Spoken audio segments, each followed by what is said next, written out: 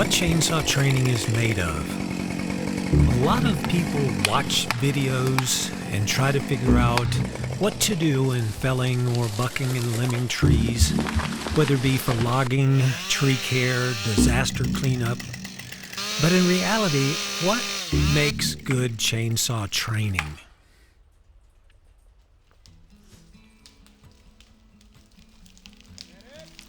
Chainsaw training comes from planning, from safety, from control, and production.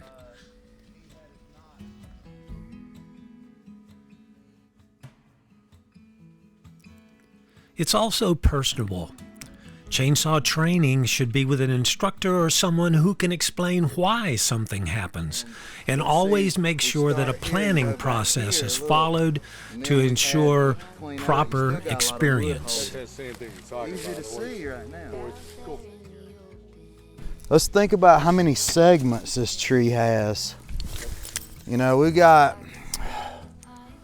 it's 15 inches DBH, give or take.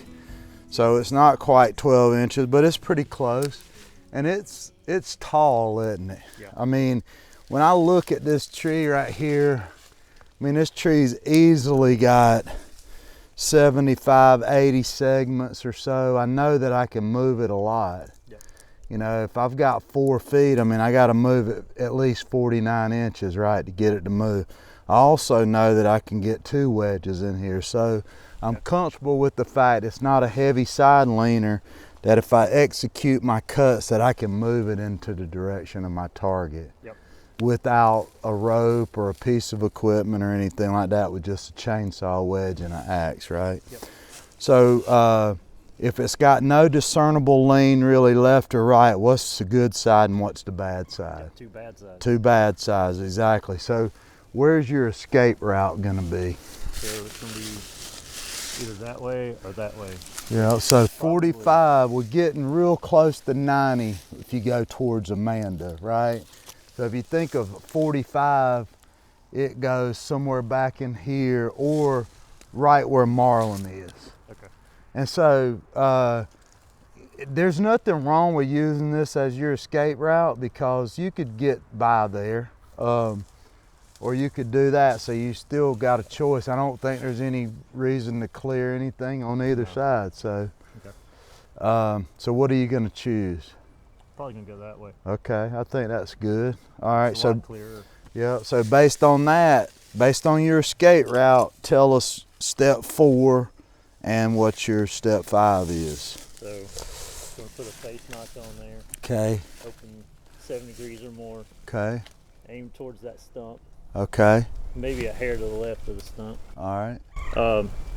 And then, let's see, I want to do plunge cut in here.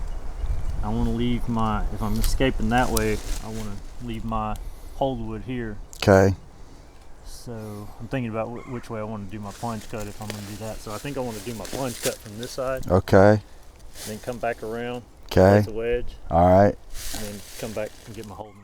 Okay, so all right, so from here, cut your holding wood. If we have to drive wedges, put your saw down and you can drive wedges. This is one of those perfect situations where you can do everything inside of your escape route, because it's lines up for you being right-handed. Yep. Okay, and then so you're going to cut back. Part of your back cut plan is to cut around, leave a pocket for a wedge, and then you're going to release this and drive wedges if you have to. Okay, well, that sounds good. Does that sound like a good plan? We got a little wind today that, you know, we showed yesterday really, you know, wasn't much of a factor as long as you have a notch and a hinge. And good, you know, execution of, you know, of the plans. Start hitting your wedge.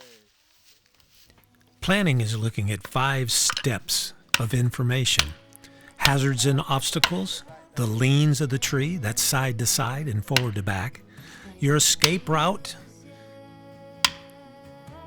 the hinge and notch of the tree, and how you plan to back cut it. The technique you choose to use comes from the information plan that you devise. Training is not cut and run. It's not BoomBaby. It's going through a step process that gives you information that you can form an educated result. It was because the hinge was a little bit thicker. And that's fine, it worked. And after the plan and the cut is an evaluation, a review of your plan and the results that were achieved. And it worked. When you create these little shelves right here, if you had to come in here with another wedge, see how they stop right there? So having a clean stump, when you come in and you bore all the way through, that's cut. You did this when you were trying to cut off your holding wood, right? So your holding wood was over here. You just come in and you don't go in here and create these shelves. So if we'd had to stack some wedges, we might have had, a challenge there. Okay. So if you can come in, that's also why in a case like this, you've got a tree this size, you bore all the way through, you cut back and then rotate around and just leave a little bit of holding wood that you can come in here, and then you got a place over here that's flat where you can use a wedge. So think about that. It didn't bother us in this case, but it could. Yeah. He was talking about, so he came in, he was a little bit, I saw that he was elevated over here, but I wasn't gonna stop him. And he, came in elevated on this side. So when you do that, your hinge thickness is still important. You just can't see the thickness as well. When you're even with the apex of your notch, you cutting into the same wood fiber, and you can say, here's how much hinge I got. You can see he's got a hinge and it worked. So good job. Was that obviously the first time you used this technique to fell a tree? Yeah. What on let's go back to the little hickory tree. What was the situation? What happened? We learn from the plan by following it.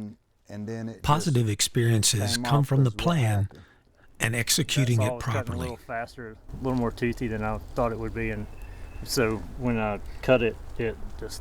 So you cut the hinge off, right? Cut the hinge off. Yeah. So it's the same thing of cutting the hinge off. Not that there's no problem, right? But you wanted to notch and hinge it, and we cut the saw. He said it was a saw cutting too fast. He must be selling that saw or something, selling that brand. But anyway, it's probably his chain sharpening skills. Way too sharp. Yeah. But when you cut your hinge off, you lose what? You lose control. You got no control. Doesn't matter if it's a standing tree or a notch and a hinge that we have here. If we cut our hinge off, we no longer have control. And so that's a good example of that. So. Yeah, what was really cool from uphill, every time you'd hit it, because it leaned back with the wind. It did. You see it go whomp. Yeah. You'd hit it again, whomp. Yeah, sections of it. It was actually pretty impressive. Yeah. Pretty cool. To watch that, the more segments it has, the more it'll move when you hit it. So if you have long, tall trees like this, you can move them a lot, and then you can move them faster with a thinner hinge. So that's a balance that you make, and you can fall over to the side of saying, I want real thick hinges, but we've shown that hinges are very strong front to back this week, and you can get way more movement. So that's the importance of that. So any questions about any of these trees that we've taken down? Watching a video for training is only entertainment unless you know what the plan is. Then it becomes educational training that forms our future experience. Thanks for watching. For more information, contact www.forestapps.com or info@forestapps.com.